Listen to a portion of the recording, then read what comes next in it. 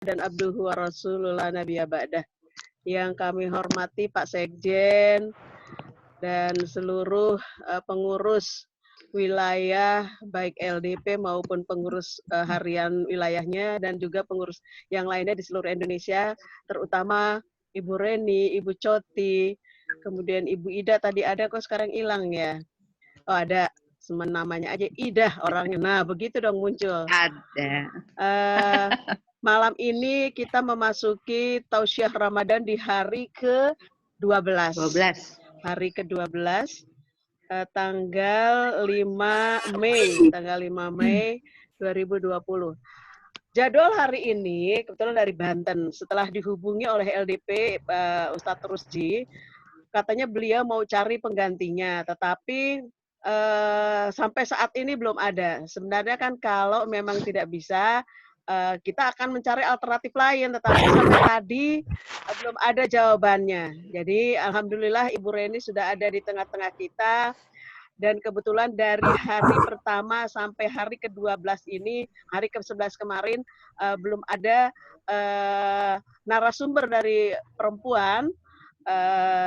Alhamdulillah hari ini Bu Reni naik tingkat dari moderator menjadi narasumber. Pemaksakan. Masalah perempuan dan COVID juga nggak apa-apa. Apa yang harus dilakukan oleh perempuan di saat seperti ini. Tapi terserahlah Ibu Reni. Apa yang mau disampaikan pada hari ini, ya waktunya 20 sampai 30 menit. Saya rasa itu kita buka dengan membaca basmalah. Bismillahirrahmanirrahim. Silakan Bu Reni. Ya, Pak Sekjen. Permisi, izin.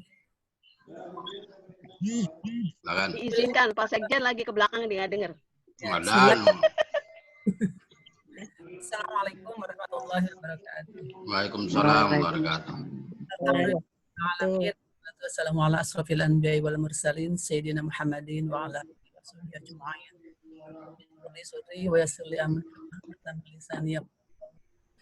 Bismillahirrahmanirrahim. Wa wasinal insana biwalidayhi ummuhu hamalatu ummuhu wa hanana ala wahnin wa fisaluhu fi amaini anishkur li wa liwalidayka ilayal masir. Shadaqallahul azim wa shadaqa rasulun nabiyul karim. Wa nahnu ala zalika minasyahidin wa syakrin wa alhamdulillahi rabbil alamin. Yang saya hormati Pak Sekjen, yang saya hormati Kak Ona, yang saya hormati seluruh pengurus Parmusi, Ibu Coti, Ustaz dari NTT, Kak Ida. A1 ini siapa nih Pak? Pak Ustaz. Ini ada Pak Ustaz. Tulisannya MIA1. Pak Ustaz, apa namanya siapa? Oh iya. Pokoknya semua tidak dengan tidak mengurangi rasa hormat, saya tidak sebutkan satu persatu. Pertama-tama ini tidak tuh malam ini saya dapat berkah apa dapat musibah ini. Tapi mudah-mudahan apa yang saya sampaikan bermanfaat.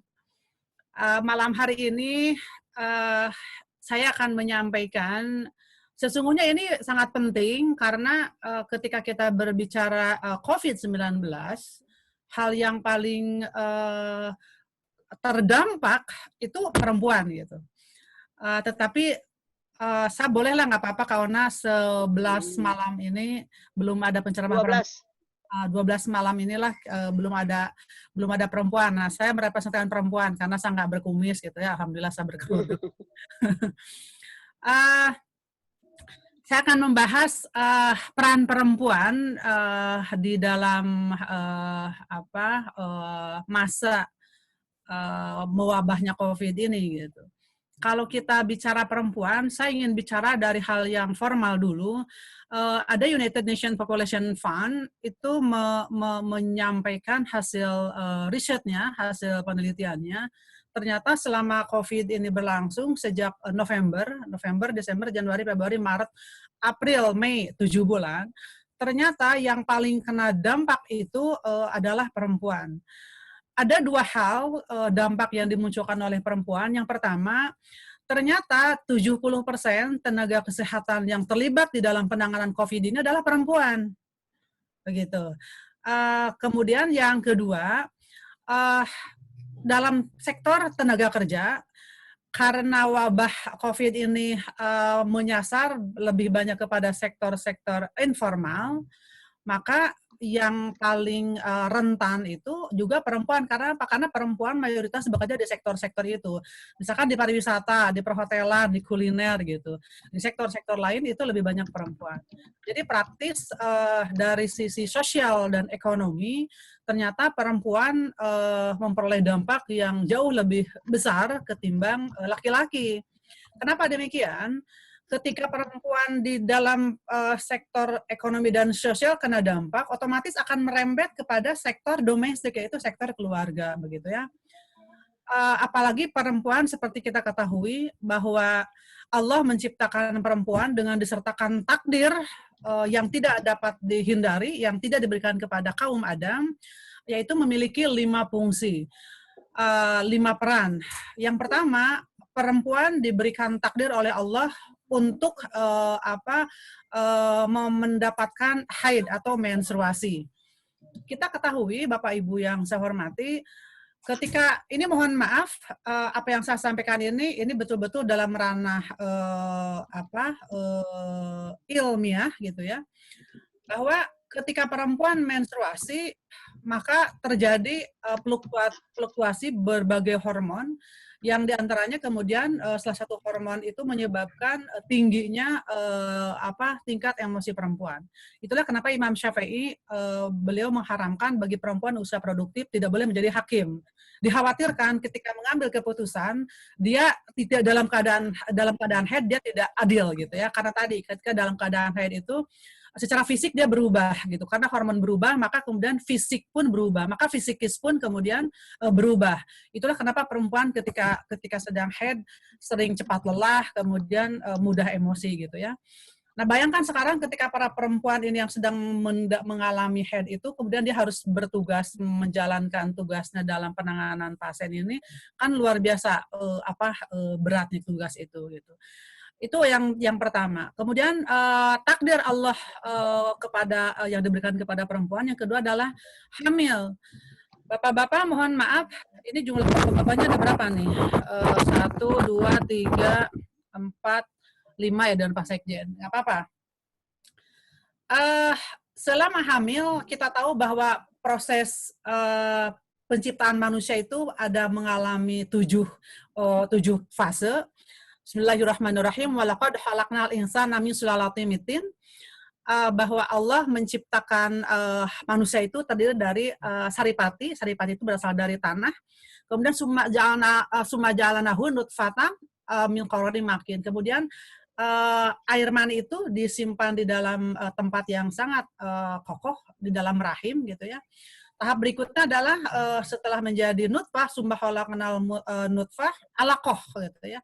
Maka dijadikanlah dia kemudian sesuatu yang melekat gitu. Nah, kemudian setelah itu maka dijadikanlah dia mudghah gitu. Summa khalaqnal alaqah, kemudian mudghah, menjadi mudghah, setelah jadi mudghah dia kemudian jadi idoman. Khalaqnal idoma ya khalaqnal mudghah idoman.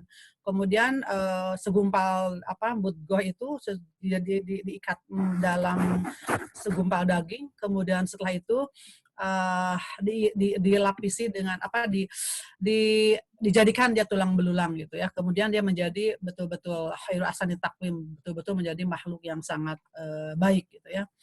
Dan itulah proses penciptaan. Dalam fase 9 bulan ini, Bapak Ibu yang saya hormati, mungkin bapak-bapak pernah ada yang istrinya mengalami ngidam gitu ya, tiba-tiba pengen ngejambak jenggot suami gitu, atau pengen ngejitak kepala yang gundul gitu. Ini saya mengalami betul ini, kalau ini nih betul ini. Terus pengen makan arang, pengen makan genteng segala macam gitu. Saya waktu itu pernah, saya akan lawan kalau sang ngidam. Ternyata ketika sang ngidam saya mengalami hal yang sama, saya ingin makan dukuh jam 3 subuh gitu ya. Kemudian saya makan rambutan jam 3 subuh, aneh-aneh begitu. Ternyata Ibu Bapak yang saya hormati, kalau secara singkat, proses hamil ini sesuatu yang proses yang sangat berat. 3 bulan pertama, proses hormon berubah. Ketika kita melihat di kampung, istilahnya di kampung, kita ada orang asing, maka orang kampung itu akan bereaksi. Itulah tubuh kita. Ketika tubuh ada makhluk baru, maka tubuh itu bereaksi. Poinnya adalah bahwa ketika hamil itu, maka wahanan ala wahnin, seorang perempuan tuh merasa lemah dan bertambah lemah gitu. Jadi bapak-bapak mau tahu tidak cita-cita ibu yang hamil apa? Nah, kalau mau tahu cita-cita seorang ibu, seorang perempuannya hamil adalah tengkurap. Karena selama hamil hampir 9 bulan perempuan tidak bisa tengkurap. Jadi itulah tugas peran perempuan yang merupakan takdir yang Allah berikan kepada perempuan yang tidak diberikan kepada laki-laki. Orang NTT tahu nggak tengkurap? Tengkurap itu side B gitu. Jadi kalau side A tertelungkup. Ya terus maaf Bu Eni langsung. Ya tengkurap Pak gitu. Kalau kurap gatal gitu ya. Kalau ini tengkurap gitu ya. Nah itu tugas perempuan yang kedua. Tugas yang ketiga melahirkan gitu ya. Ya kalau saya cerita melahirkan, ini kan di sini kita sudah dewasa semua gitu ya. Saya pernah ditanya waktu memperjuangkan tentang cuti melahirkan. Waktu itu saya bilang cuti melahirkan itu jangan hanya 3 bulan, saya bilang. Minimal 6 bulan sampai 2 tahun. Terus ada bapak-bapak mengatakan, Bu Reni ngapain sih lama-lama? Biasanya kan 40 hari juga sudah sehat begitu. Saya bilang, Bapak 40 hari itu sehat di luar, alat reproduksi itu pulih di luar. Tetapi di dalam, saya bilang itu sampai 6 bulan itu alat reproduksi itu belum pulih 100%, saya katakan begitu. Lalu Bapak itu, memang Bu Rani sakit itu, melahirkan tuh sakitnya kayak apa sih katanya. Saya susah menjelaskan, tapi kan sebagai aktivis, sebagai pengurus Parmusi, kita tidak bisa menjawab atas suatu pertanyaan gitu ya. Apalagi ini pertanyaan terhadap diri saya perempuan gitu. Saya katakan begini, sakitnya tuh kalau kata orang itu di ujung nyawa kalau melahirkan tuh. Di ujung nyawa tuh seperti apa ya? Saya bilang bapak-bapak kan mengalami, begini saja kata saya. Ini mohon maaf, Bapak sekarang pergi ke toilet, saya bilang, terus buang air kecil, saya bilang, mohon maaf, terus waktu itu pas di sletingnya Bapak kejepit oleh sleting, saya bilang, punya Bapak gitu kan. Terus bapak-bapaknya menjerit gitu kan. Kenapa menjerit? Ya sakit lah. Itu belum seberapanya dibanding sakitnya melahirkan, kata saya begitu. Jadi, oh begitu ya katanya. Saya bilang itulah pengorbanan seorang ibu begitu ya dalam melahirkan. Nah, itu tugas yang ketiga. Tugas yang keempat adalah menyusui. Bapak Ibu, ini ada hal yang menarik. Ketika dalam Al-Quran Allah harus menyapihnya dengan 2 tahun gitu ya, bisolofi ameni gitu ya, memberikan ASI selama 2 tahun. Saya dulu sempat mencari-cari kenapa 2 tahun. Banyak ulama yang berdebat, ada tidak 2 tahun Bu Reni, sebetulnya boleh 6 bulan gitu ya. Tetapi saya mengkonfirmasi secara medis, secara keilmuan yang saya peroleh dari Profesor Fasli Jalal. Beliau melakukan penelitian. Beliau pakar gizi, kemudian melakukan penelitian terhadap air susu ibu gitu ya. Ternyata Bapak Ibu yang saya hormati, ASI itu, air susu ibu itu ternyata satu makanan yang bukan hanya sekedar menyehatkan, tapi membentuk kehidupan manusia selanjutnya.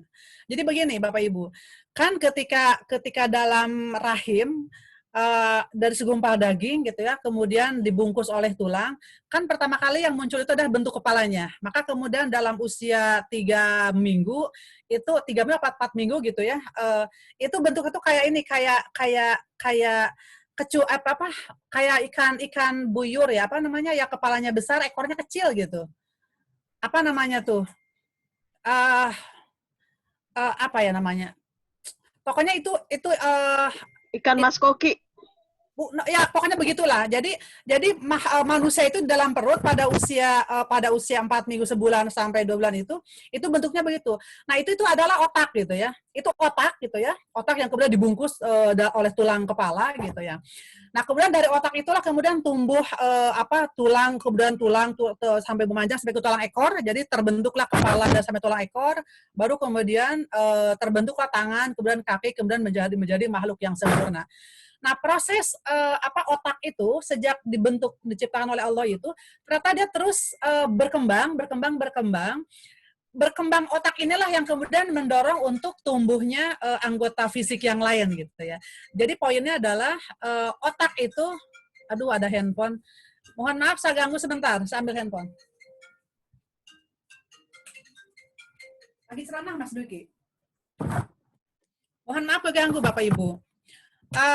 Jadi Bapak Ibu, otak itu kemudian merupakan sesuatu yang berfungsi untuk memberikan penghidupan kepada organ-organ yang lainnya.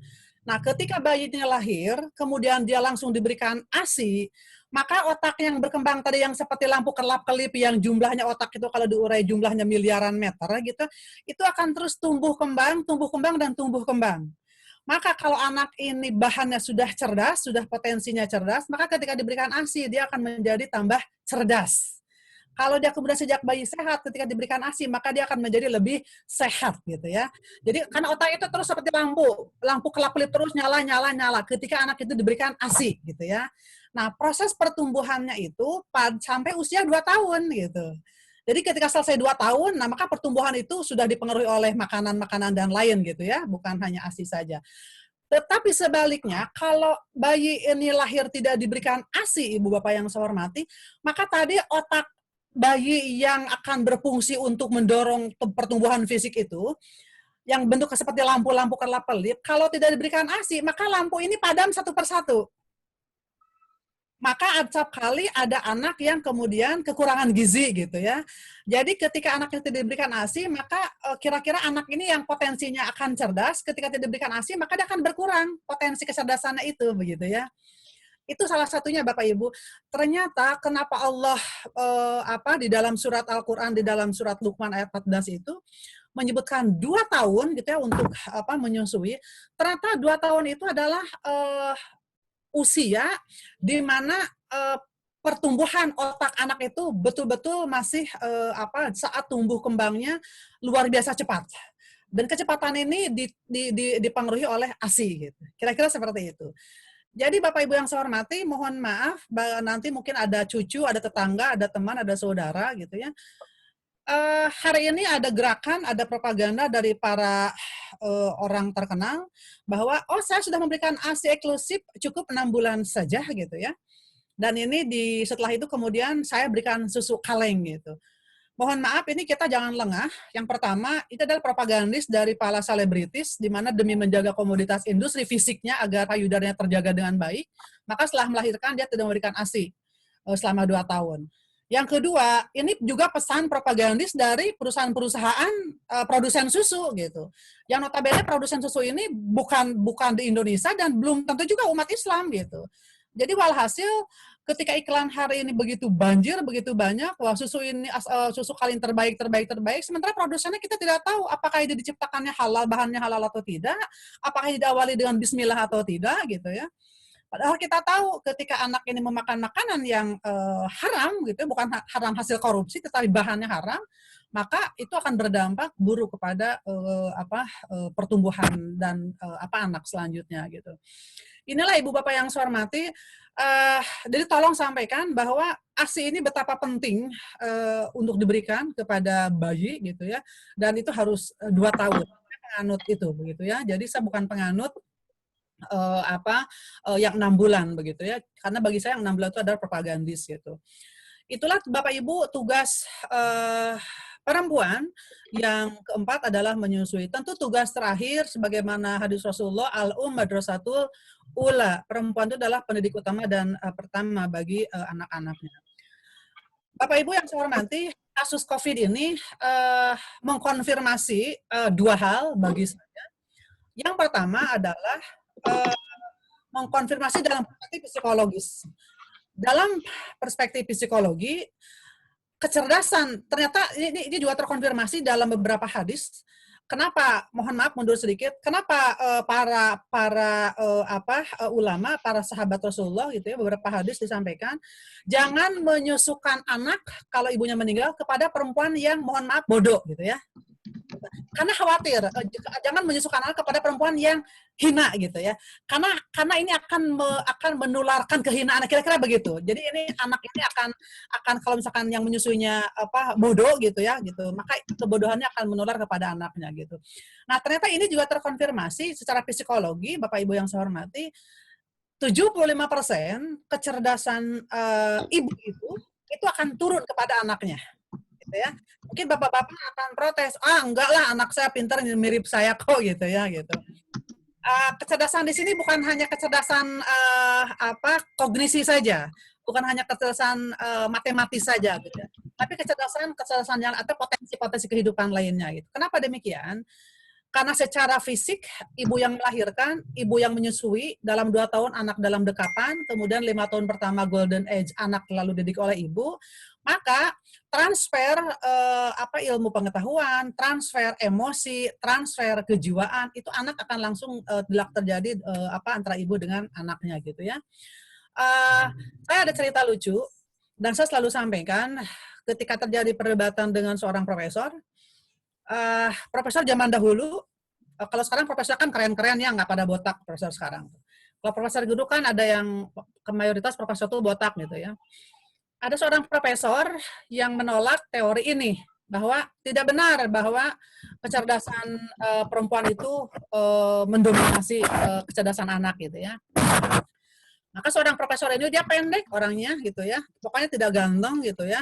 Terus mohon maaf kalau ada yang botak, bukan maksud menyinggung gitu ya.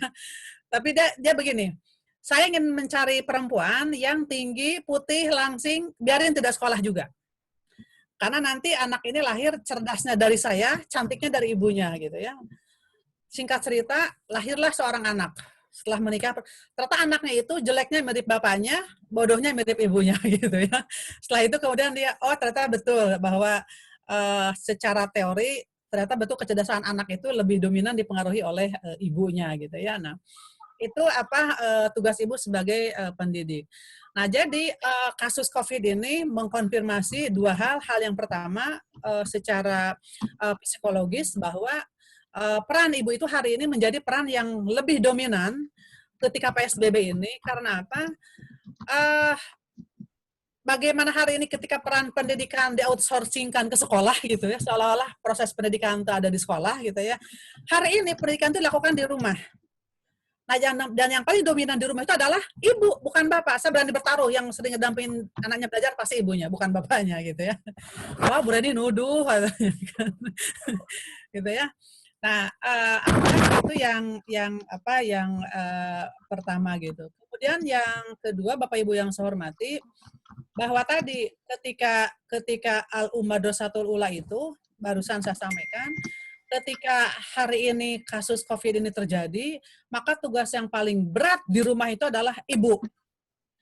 Ibu bukan hanya harus mendampingi anaknya belajar, ibu bukan hanya harus menyiapkan menu makan, ibu ya bukan hanya sekedar untuk membuat suasana di rumah tangga ceria, untuk membuat suaminya bahagia gitu ya.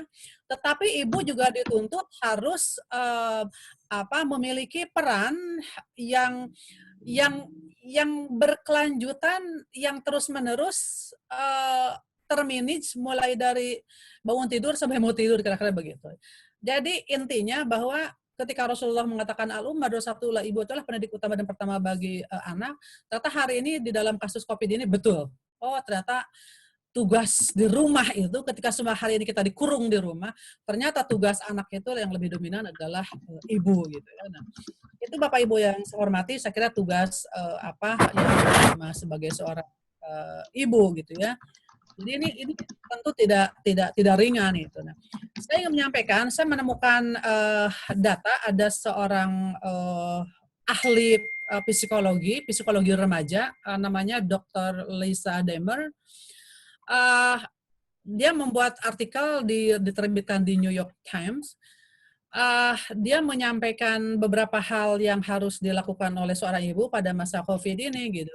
Karena ternyata menurut dia proses pemulihan, proses penanganan, proses masa COVID ini gitu ya, tetap kuncinya di perempuan gitu, bukan di laki-laki gitu ya. Ini saya jadi kayak ego sektoral gini ya, karena perempuan terus. Tapi ini bukan kata saya, ini kata ahli psikologi remaja gitu ya. Jadi perempuan ini punya tugas yang pertama di rumah dan di masyarakat. Tadi sebagai seorang ibu dia harus memberikan ketenangan kepada anaknya. Kalau bahasa dia adalah seorang ibu itu harus tenang dan proaktif. Ketika misalkan di rumah panik, ketika misalkan ada anak atau misalkan nauzubillah jangan sampai terkena pada kita, ada yang misalkan terkena virus gitu ya, maka seorang ibulah yang kemudian harus tetap menenangkan gitu ya, dan harus proaktif. Jadi perempuan dituntut harus melakukan komunikasi yang betul-betul menenangkan gitu ya. Kemudian yang kedua, Bapak Ibu yang saya hormati, ini menurut Lisa Dreamer ini, bahwa perempuan ini memiliki kemampuan untuk memanage rumah, dan perempuan inilah yang kemudian harus memastikan bahwa rutinitas anak itu tetap berjalan. Ya mungkin saya usah jauh-jauh seperti saya hari ini begitu. Ya mohon maaf, memang betul. Jadi mulai dari pagi sampai malam, sampai pagi lagi, yang memilih semua ini memang bukan bapak, tapi ibu gitu ya. Jadi, nah peran kita sebagai perempuan, Bapak Ibu, mohon maaf, ini berbagi saja gitu ya. Jangan dibuat ketika kita hari ini di rumah saja, jangan dibuat seolah-olah ini ada sesuatu yang berbahaya, ada sesuatu yang bagaimana gitu ya. Tapi ciptakanlah bahwa rutinitas anak bangun pagi, kemudian dia belajar, kemudian sholat berjamaah gitu ya, kemudian dia istirahat siang, itu berjalan secara normal gitu. Jadi jangan sampai begini. Ini kan tadi saya dialog dengan beberapa pakar di TV Eljon namanya. Dia cerita karena di daerahnya belum ada internet, maka anaknya tidak bisa belajar daring gitu ya, dengan jaringan. Maka anaknya itu kemudian supaya anaknya tenang, maka diberikanlah gadget gitu, diberikanlah handphone gitu. Maka kemudian anak kebanyakan ngelihat handphone gitu ya. Jadi mungkin sebaiknya momentum ini bagi kita sebagai seorang perempuan, karena perempuan ini tugasnya mendidik anak, ya ini jadi apalagi sekarang Ramadan, ya gunakanlah untuk momentum mengajarkan kepada anak itu, ya contoh misalkan mengajarkan sunnah-sunnah Rasul gitu ya, mengajarkan doa-doa gitu ya. Bagaimana misalkan anak masuk kamar mandi baca doa Allahumma inna a'udzubika minal khubuthi wal ba'isi gitu ya. Gitu. Jadi ini momentum. Jadi bagi saya sebagai seorang ibu, alhamdulillah tarawih ini tidak ada satu malam pun yang terlewat, seluruh keluarga. Kemudian yang sampai anak kelas 2 SD pun saya ajarkan tadi malam untuk dia yang memimpin doa tarawih, kemudian doa witir walaupun sambil dibaca dan belum fasih sekali gitu ya. Kemudian tadarus juga gitu ya gitu. Jadi ini saya kira momentum Ramadan. Intinya Bapak Ibu yang saya hormati, terlepas dari tadi pendapat Lisa Dreamer bahwa poinnya adalah menurut hemat saya momentum kali ini sebagai perempuan tentu ini menjadi penyempurna tugas perempuan untuk mendidik anak begitu ya. Tetapi sekali lagi Bapak Ibu, peran ini juga tidak akan berhasil tanpa juga ada irama yang sama dari ayah gitu ya. Karena begini, kadang anak oleh kita dilarang main handphone, tapi ketika dekat dengan ayahnya lagi main handphone bersama gitu ya. Atau misalkan sedang maghrib, bapaknya sholat, bapaknya lagi nonton sinetron, jadi anaknya datang, jadi nonton bersama gitu ya. Yang ada juga tetap, walau bagaimanapun para suami adalah ar-rijalu qawwamuna 'alan nisa, adalah imam gitu ya. Jadi tetap keberhasilan peran perempuan di dalam keluarga juga ditentukan oleh peran suami, peran ayah gitu.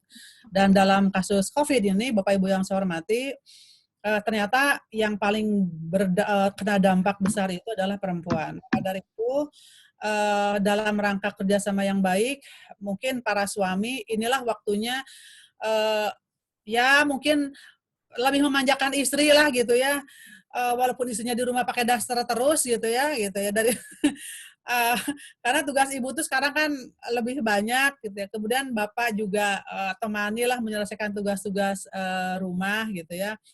Jadi kira-kira beginilah. Inilah momentum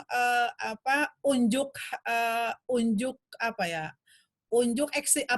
Eksistensi bahwa saya sebagai bapak idaman, bapak saya sebagai suami idaman, saya sebagai ayah yang patut diteladani kira-kira. Inilah momentumnya kalau menurut saya gitu. Saya kira mungkin itu gitu. Dan terakhir, Bapak Ibu yang saya hormati, saya tidak perlu jelaskan betapa tadi beratnya tugas seorang perempuan sehingga Rasulullah mengatakan jannatu tahta aqdamil ummahat, termasuk kita berada di bawah telapak kaki ibu. Di dalam kehidupan manusia pun betapa perempuan itu adalah penentu al-mar'atu badul bilad wa idza sulahatil bilad wa idza fasadat fasatil bilad. Seorang perempuan itu adalah tiang negara. Kalau perempuan rusak, maka negara akan rusak. Tapi kalau perempuan baik, maka negara akan baik. Dan satu lagi, hadis Rasulullah saya kira menegasikan bahwa betapa peran perempuan itu adalah sangat mulia gitu ya. Maka bersyukurlah menjadi seorang perempuan gitu ya. Kita sudah tahu, sering mendengar ketika Rasulullah SAW ditanya oleh sahabatnya gitu ya, oleh seorang pria gitu, siapa yang dari kerabatku yang paling berhak aku berbuat baik gitu kan. Rasulullah sampai 3 kali ummuka, siapa lagi ummuka gitu ya. Baru yang berikutnya adalah ayahnya gitu, abuka gitu. Nah saya kira itu. Jadi intinya Bapak Ibu yang saya hormati, jangan menganggap bahwa proses wabah COVID ini sesuatu yang ya udahlah kita samina watona saja, kita ini terjadi, jalanin aja lah hidup. Tidak seperti itu, tapi ambil hikmahnya bagaimana hari ini kita bahu-membahu bersama-sama untuk memerankan diri masing-masing dalam rangka meningkatkan keimanan, ketakwaan, dan ibadah kita kepada Allah Subhanahu wa Ta'ala. Saya kira itu yang dapat saya sampaikan. Mohon maaf kalau ada yang bingung, ya pasti bingung lah, saya juga bingung gitu ya. Tapi kalau ada yang mengerti, alhamdulillah gitu. Karena apa yang saya sampaikan adalah apa yang saya rasakan. Gitu. Saya kira itu. Terima kasih. Bila bisa bil haq. Wassalamualaikum warahmatullahi wabarakatuh. Waalaikumsalam. Terima kasih Ibu Dr. Reni. Ini rupanya hari ini sangat menarik sekali karena dari malam pertama sampai yang ke-11 kemarin itu perspektifnya sangat berbeda sekali dengan yang sekarang ini. Alhamdulillah ini mewakili Muslimah Parmusi, ini mengerti perempuan. Rasa-rasanya ini penting sekali, sangat penting menurut saya ini diketahui oleh bapak-bapak ini karena kita pahami sekali bahwa ternyata peran perempuan di dalam COVID ini luar biasa dan memang itu terjadi karena contohnya saja, ketika Muslimah Parmusi sedang rapat, Mbak Ona, ayo Mbak Ona, saya harus pulang karena anak saya mau ujian, mau tryout dan sebagainya. Pulang, ini gara-gara apa? Gara-gara COVID. Pantesan istri saya kalau lagi head suka marah-marah sama saya. Iya. Kalau itu rasanya udah pada tahu juga Bu Reni, udah pada tahu juga. Jadi betul, itu kan bukan ngada-ngada, itu memang ilmiah juga kan, hormon itu sangat berpengaruh dengan kondisi tubuh perempuan. Itu bukan Ibu Reni ngada-ngada, itu bukan, tapi itu memang berdasarkan penelitian dan saya rasa saya paham sekali, bapak-bapak juga tahu nih kalau ibu-ibu udah nyolot melulu, ini lagi dapat nih. Saya rasa itu. Bapak-bapak silahkan, bapak-bapak. Tadi peran ibu di dalam kondisi PSBB ini luar biasa, memang sangat dominan sekali. Seperti tadi saya contohkan bahwa ketika kita berkumpul, ibu-ibu buruan, Mbak Ona, ini jam segini, udah luar biasa, memang kita harus pahami itu. Kemudian dari sisi di rumah, makanan, karena kita harus nutrisi itu harus baik. Yang ngatur mundur siapa? Ya ibu-ibu. Supaya tuh si COVID jangan masuk-masuk ke dalam diri kita. Nah ini memang benar-benar. Udah paham semua kan? Bapak Ustadz dari Lampung, Pak Imam. Ya, Fadhal Hasan. Silakan. Kalau mau ada yang menanggapi. Nggak ada, saya jamin Pak. Takut mau nanya. Di-unmute dulu Bapak. NTT gimana NTT? Semangat. Ustadz Imam di-unmute itu. Udah kita klik. Ustadz Imam di-unmute. Diklik di bawahnya. Nggak kedengeran Ustadz Imam, nggak kedengeran.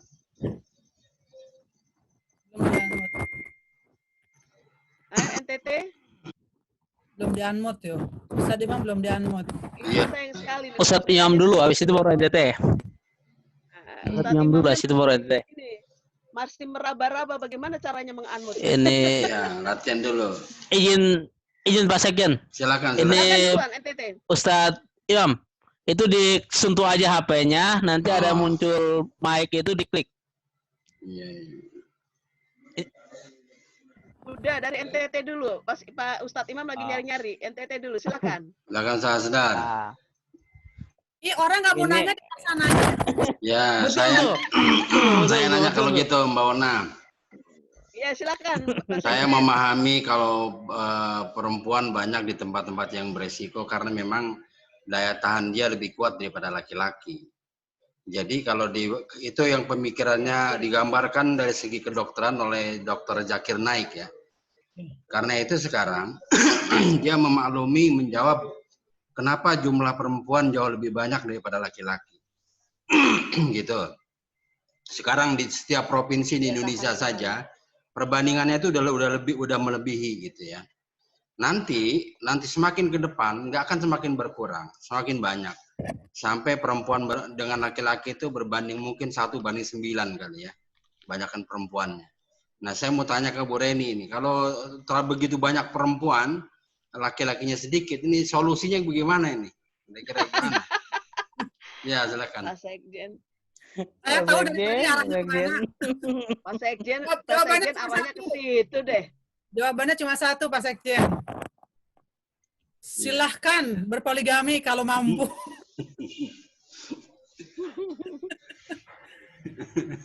Jadi, Iya, ini realitas, masalahnya realitas. Gitu. Ya. Ya.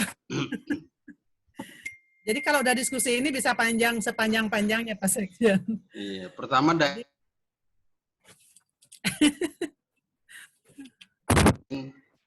makanya sering itu suami itu mati duluan daripada istrinya. Lebih banyak begitu. Iya. Ya. Kayaknya karena secara kalau dari lihat tadi ya di Al-Mu'minun 12-14 yang dibacakan Mbak Reni itu ketika kan dilihatnya secara umum, tapi ada di struktur di tulang belakang segala macam itu syarat-syaratnya itu memungkinkan perempuan itu memang memiliki daya tahan tubuh karena struktur ininya lebih istilahnya itu dalam kedokteran itu ya. Ya, itulah kenapa lebih banyak yang hidup daripada laki-laki. Kelihatannya badannya keker laki-laki, tapi sebetulnya dia lemah. Makanya sekarang saya mau tanya nih ya, dalam konteks COVID ini, yang ODP itu sama yang mati, yang sembuh, jumlah laki sama perempuan itu ada nggak datanya Mbak Reni? Misalnya, yang ternyata yang meninggal banyak yang laki-laki, yang sembuh banyak yang perempuan. Kalau begitu itu bisa jadi apa yang saya sampaikan itu betul gitu loh. Coba kalau dicari coba. Karena itu analisa itu bisa betul karena imunitas tubuh perempuan jauh lebih tinggi daripada laki-laki. Jadi nggak mudah dia meninggal karena COVID. Kecuali kalau COVID-nya jenis perempuan ya dia tahu gitu. Wah, itu mungkin beda lagi tuh.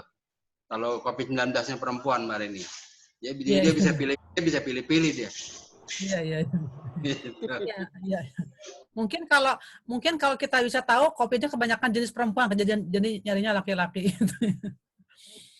Iya, jadi Pak Sekjen, memang begini. Yang pertama, tentu kan Allah sudah menciptakan bahwa di dalam perempuan itu adalah ada kororim makin gitu ya, ada tempat yang sangat koror, yang sangat kuat sekali gitu ya, yang sangat kuat sekali yaitu rahim gitu ya.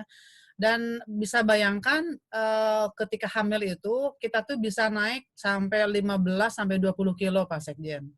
Jadi dulu ketika saya berat saya 62 kilo sampai 80 kilo, berarti saya 20 kilo melahirkan. Bayangkan selama hamil saya membawa beban seberat itu gitu ya. Dan itu mulai terasa dari 5 bulan, 6 bulan, 7 bulan, 8 bulan sampai 9 bulan gitu ya. Nah, itu satu. Jadi Allah memberikan memang sesuatu yang sangat kuat kepada perempuan. Itulah kenapa kemudian Allah disertakan takdirnya kepada perempuan untuk hamil. Tetapi dari sisi fisik sebetulnya Pak Sekjen, kenapa perempuan lebih panjang usianya daripada laki-laki?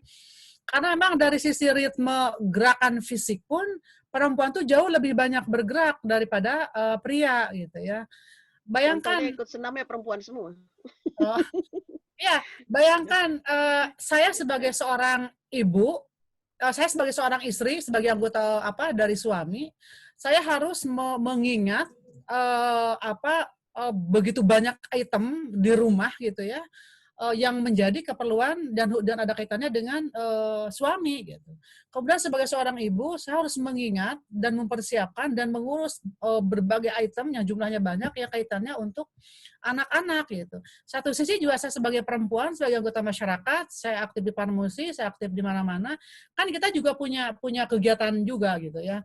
Jadi dari sisi itu saja, memang gerakan fisik perempuan itu jauh lebih dinamis, jauh lebih maksimal, jauh lebih banyak jumlahnya daripada laki-laki gitu ya.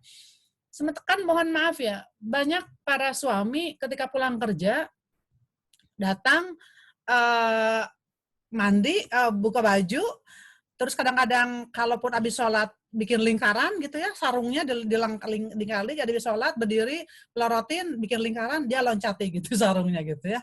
Kadang-kadang ada yang begitu gitu ya. Habis itu kemudian istirahat tidur. Sementara perempuan ketika pulang ke rumah, dia bukan hanya mandi, sholat, kemudian tidak langsung istirahat, tapi dia menyiapkan keperluan untuk besok, menyiapkan untuk kegiatan dirinya besok ke kantor atau bekerja, menyiapkan untuk anak, menyiapkan untuk suami gitu ya, merapihkan segala hal-hal kecil di kamar di rumah gitu. Sehingga acap kali perempuan itu jauh lebih tidurnya lebih lambat daripada suami. Jadi dari situ saja secara fisik memang Pak Sekjen perempuan lebih banyak bergerak fisiknya daripada laki-laki. Otomatis ya perempuan memiliki tingkat kesehatan yang relatif lebih baik. Jadi otak itu bergerak terus gitu ya. Jadi otak itu bergerak terus gitu. Poin kesehatan fisik itu kuncinya adalah otak. Jadi kalau otak kita terus bekerja, otak kita terus berpikir, otak kita terus bekerja, maka akan terjadi.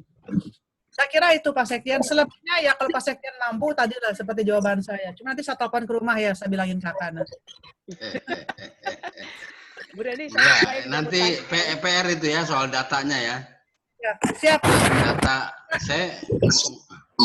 Oke, Pak Sekjen. Data yang sembuh yang ini banyakkan perempuan apa laki-laki gitu kan? Itu penting menurut saya. Laki-laki. Ya. Gitu ya. Tuh ada Mas Imam tuh silakan. Oh, Mas Imam dulu ya. Silakan. Ustadz Imam silakan. Saya belakangan nggak apa-apa. Ya silakan Mas Imam. Nah. Maksudnya apa? Nggak usah ya? Nggak mau bertanya? Oke. Saya mau Bu Reni, karena ini memang pertama menarik sekali ya.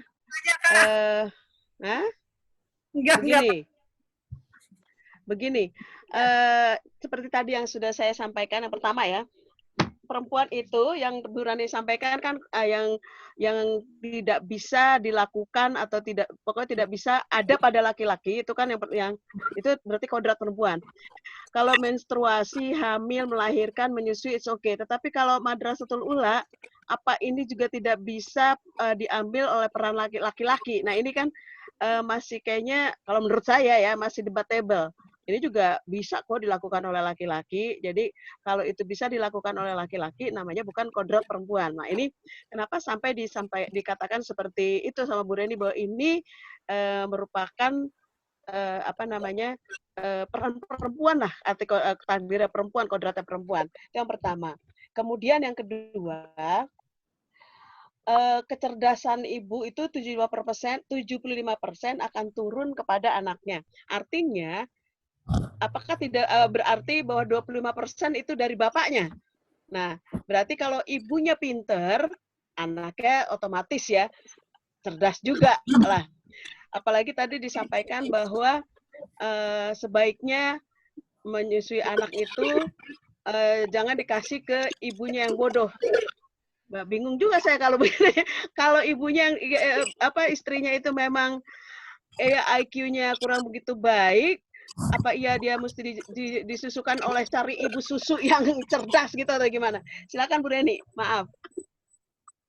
Iya, jadi begini Kak. Yang pertama, jujur saya pernah bertanya waktu itu. Saya bilang, ini kenapa kok al-umma ada satu ula gitu ya? Kita cari sebab urutnya waktu itu. Nah, waktu itu laki-laki yang menyampaikan perawinya gitu ya. Jadi ada gender, ada sensitif gender di sini gitu ya.